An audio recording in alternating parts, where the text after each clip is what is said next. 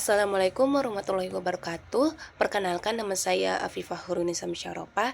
Saya kuliah di Universitas Islam 45 Bekasi atau bisa disebut juga dengan Universitas Muhammadiyah Indonesia.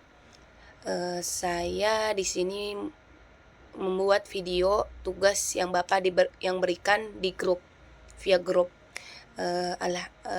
Alhamdulillahirrabbilalamin. Segala puji bagi Allah Subhanahu wa taala yang telah memberikan kita nikmat iman, Islam, dan kesempatan sehingga kita dapat berkumpul pada kesempatan yang baik ini. Salawat serta salam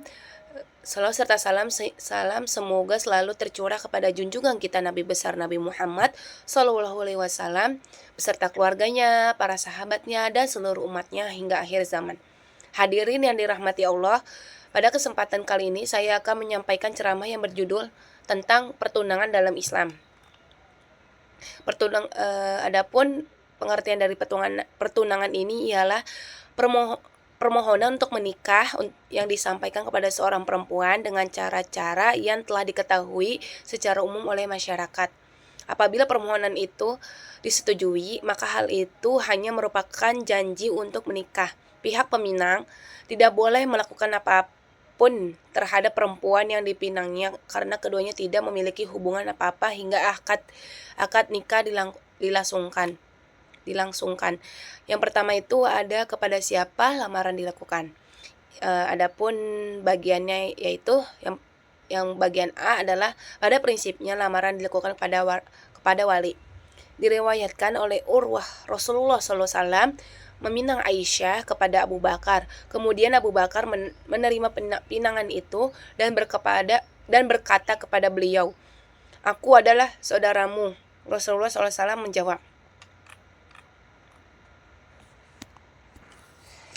"Anta akhi fi dinillahi wa kitabihi wa hiya li halal." Yang artinya, engkau adalah saudaraku dalam agama Allah dan kitabnya, dan Aisyah halal untukku. Adapun yang bagian B-nya yaitu lamaran kepada perempuan boleh dilakukan kepada dirinya sendiri. Ummu Salamah mengisahkan, "Lamma mata Abu Salama arsala illa Rasulullah sallallahu alaihi wasallam khatibani Abi Balta'ahu yakhtubni lahu faqultu inna li bentana wa ana ghaywaruh." Yang artinya, setelah Abu Salama meninggal dunia, Rasulullah SAW mengutus Hatib ibnu Abi Balta'ah guna meminangku untuk beliau. Kukatakan padanya, aku memiliki seorang anak perempuan dan aku adalah perempuan pencemburu. Hadis riwayat An-Nasai. Adapun yang bagian C-nya yaitu seorang ayah boleh menawarkan putrinya seorang laki-laki yang soleh untuk dinikahi. Dalam Al-Quran dikisahkan bahwa Nabi Syuaib berkata kepada Musa, "Sesungguhnya aku bermaksud ingin menikahkan engkau dengan salah seorang dari kedua anak perempuanku ini, dengan ketentuan bahwa engkau bekerja padaku selama 8 tahun. Quran Surah Al-Qasas ayat 27. Diriwayatkan pula bahwa ketika Hafsah ditinggal mati oleh suaminya Khunais ibnu Huzafa as-Sahmi, Umar menawarkan putrinya itu kepada Utsman bin Affan, lalu kepada Abu Bakar untuk dinikahi. Kemudian Rasulullah SAW meminangnya. Selain itu, dalam sebuah hadis, Ali bin Abi Thalib pernah bertanya kepada Rasulullah SAW, "Ya Rasulullah, malaka tawakkahu fi kurushi wa tad'una?" Faqala, "Wa dakum syai'." Qultu, "Na'am bintu Hamarah." Faqala Rasulullah sallallahu alaihi wasallam, "Innaha la tahillu li, innaha tahu akhi minar radhah." Yang artinya, "Wahai Rasulullah, mengapa engkau cenderung lebih memilih perempuan Quraisy daripada perempuan kabilah kami?" Beliau balik bertanya, "Apakah kalian menawarkan seseorang untukku?" Ali menjawab, "Ya anak perempuan Hamzah, Rasulullah SAW bersabda, ia tidak halal untuk kunikahi adalah anak perempuan dari saudara sepersusuanku. Hadis riwayat Muslim dan An-Nasai. Ya, adapun yang bagian D-nya yaitu seorang perempuan juga boleh menawarkan dirinya kepada seorang laki-laki. Bagian D-nya adapun bagian D-nya yaitu seorang perempuan juga boleh menawarkan dirinya kepada seorang laki-laki yang soleh untuk dinikahi. Anas mengisahkan, Jami'tu mar'ahu ila Rasulullah sallallahu alaihi wasallam ta'ridu 'alaiha nafsaha qalat ya Rasulullah alaka bi hajjata faqalat ibtana Anas ma aqalla haya wa wasta'aqu faqala Anasun fihiya khairum minhu raghitu fin nabiyyi sallallahu alaihi wasallam faradtu 'alaiha nafsah, yang artinya seorang perempuan mendatangi Rasulullah SAW dan menawarkan dirinya untuk beliau nikahi. Ia berkata, wahai Rasulullah, butuhkah engkau kepadaku? Mendengar ucapan tersebut, anak perempuan Anas berkata, betapa tidak tahu malu perempuan ini, betapa buruk ia. Maka Anas berkata kepada putrinya itu, ia lebih baik daripada engkau. Ia menyukai Rasulullah SAW dan untuk dinikahi. Hadis riwayat Bukhari dan Muslim. Akan tetapi, seorang perempuan hanya boleh menawarkan dirinya jika ia yakin bahwa hal itu tidak akan menimbulkan fitnah. Jika tidak, maka penawaran itu tidak boleh ia lakukan karena hal itu akan menimbulkan kerusakan dan Allah tidak menyukai kerusakan. Yang kedua itu ada melihat calon tunangan perempuan. Ketika terbetik keinginan dalam hati seorang laki-laki untuk meminang seorang perempuan, maka ia boleh melihat perempuan tersebut. Semua ulama sepakat tentang hal ini. Berikut menunjukkan hal itu. Ini adalah beberapa dalil yang firman Allah Subhanahu wa taala. Tidak halal bagimu Muhammad menikahi perempuan-perempuan lain selain itu, dan tidak boleh pula mengganti mereka dengan istri-istri yang lain meskipun kecantikannya menarik hatimu. Quran surah Al-Ahzab ayat 52. Kecantikan seorang perempuan tentu saja tidak dapat diketahui tanpa memandangnya. Selain itu, hadis yang diriwayatkan oleh Abu Hurairah berikut ini. Kuntu indan Nabi sallallahu alaihi wasallam fa'atahu rajuluhu fa khairuhu annahu tarawajhu ra'atul ansar faqala lahu Rasulullah sallallahu alaihi wasallam anzarta ilaiha qala la qala fazhab wa fanzur ilaiha fa inna fi ayuninal ansari syai'a. Artinya, aku sedang bersama Rasulullah seketika seorang laki-laki mendatangi Deluensi dan berkata bahwa ia menikahi seorang perempuan Ansor. Beliau bertanya, sudahkah engkau melihat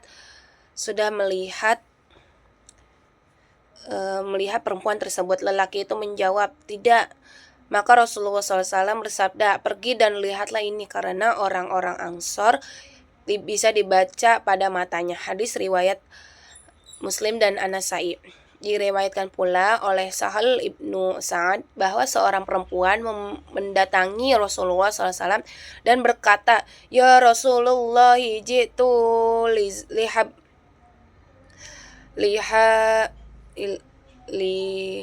lihabba nafsi laka fanzur ilaiha Rasulullah sallallahu alaihi wasallam fasa'adda nazara ilaiha wasawuhu summa ta'alahu rasah, yang artinya, wahai Rasulullah, saya datang untuk menyerahkan diriku kepadamu. Rasulullah memandangnya dari atas ke bawah, kemudian beliau menundukkan kepalanya. Hadis riwayat Bukhari dan Muslim. Jabir juga meriwayatkan bahwa Rasulullah SAW bersabda, "Iza khataba ahadakumul mara'ata faqadarihi an ayyarabaha minha ba'daha yad'uhu ilaiha falya falyaf'al falyaf'al." Jika salah seorang di antara kalian meminang seorang perempuan dan ia mampu melihat sebagian dari hal-hal yang membuatnya tertarik kepada perempuan tersebut, maka ia boleh melakukannya. Hadis riwayat Ahmad, Abu Dawud, Hakim, dan Baihaqi. Yang ketiga itu apa saja yang boleh dilihat dari seorang perempuan. Para ulama berbeda pendapat tentang apa saja yang boleh dilihat oleh seorang laki-laki dan dari perempuan yang hendaknya dinikahinya. Berikut ini pendapat-pendapat mereka. Adapun bagian A-nya yaitu ia hanya boleh melihat wajah dan kedua telapak tangan perempuan tersebut. Ini adalah pendapat mayoritas ulama. Bagian B, ia boleh melihat bagian tubuh yang biasa tampak seperti leher, kedua tangan, dan telapak kaki. Ini adalah pendapat yang paling kuat di kalangan ulama mazhab Hambali. Bagian C, ia boleh melihat bagian tubuh manapun yang ia kehendaki selain aurat. Ini adalah pendapat Al-Auza'i. Bagian D, ia boleh melihat dari seluruh tubuh. Ini adalah pendapat Ibnu Abi Hamz, Daud, dan Ahmad dalam salah satu riwayat yang berasal darinya. Dari sekian banyak pendapat tersebut dapat disimpulkan bahwa jika seorang laki-laki datang untuk meminang seorang perempuan, maka ia hanya boleh melihat wajah dan kedua telapak tangannya sebagaimana dinyatakan oleh mayoritas ulama, tetapi lelaki tersebut boleh melihat apapun yang bisa membuatnya tertarik dan menikahi perempuan tersebut dengan secara sembunyi-sembunyi. Perlu pula diperhatikan bahwa foto maupun rekaman video bukan alat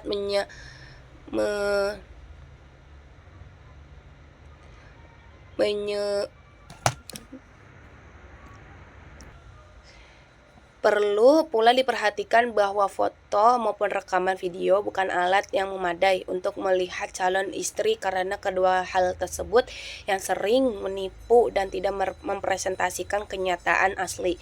Jika manipulasi itu disengaja, maka ia bisa termasuk ke dalam kategori penipuan.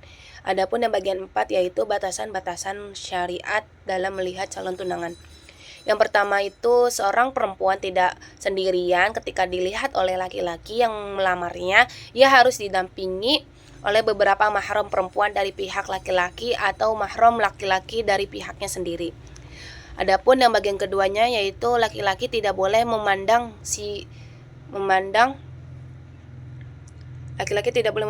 sang perempuan dengan pandangan penuh nafsu. Para ulama mazhab Hambali mensyaratkan hal ini sebelum laki-laki boleh melihat perempuan yang dipinangnya, sedangkan mayoritas ulama tidak mensyaratkan hal itu karena tidak ada hadis yang menerangkan warat tersebut, serta karena manfaat melihat calon istri lebih besar daripada bahaya syahwat yang timbul sebagai efek sampingnya.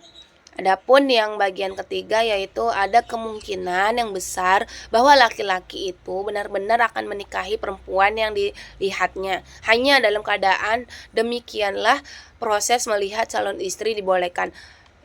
Adapun yang bagian kelimanya yaitu laki-laki tidak boleh menjabar tangan atau menyentuh anggota tubuh manapun dari perempuan tersebut. Bagian E, jika memungkinkan melihat calon istri sebaiknya dilakukan sebelum proses lamaran dilangsungkan untuk menghindari kekecewaan dan sakit hati.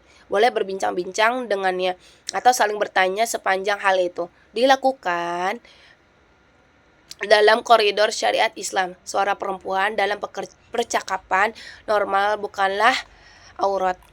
Bagian G, pertemuan itu tidak harus dilakukan berulang kali. Bagian H, sepasang tunangan tidak boleh keluar rumah bersama tanpa didampingi oleh mahramnya.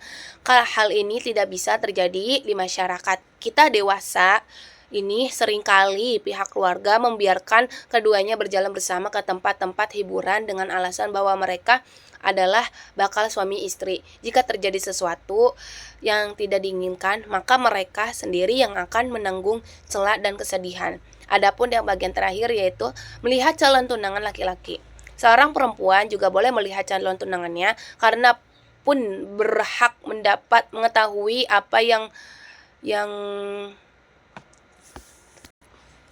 bagian terakhir yaitu melihat calon tunangan laki-laki. Seorang perempuan juga boleh melihat calon tunangannya karena ia pun berhak mengetahui apa yang disukainya dari laki-laki tersebut. Bagi perempuan, hal itu bahkan lebih penting karena setelah menikah ia tidak berhak menceraikan suaminya. Mengapa tidak ada dalil yang memerintahkan perempuan secara tegas untuk melihat calon suaminya? Hal ini barangkali karena laki-laki bisa dilihat secara terbuka di tengah-tengah masyarakat. Mereka tidak tertutup seperti kaum perempuan. Karena itu, seorang perempuan bisa melihat calon suaminya dengan mudah jika ia menghendakinya.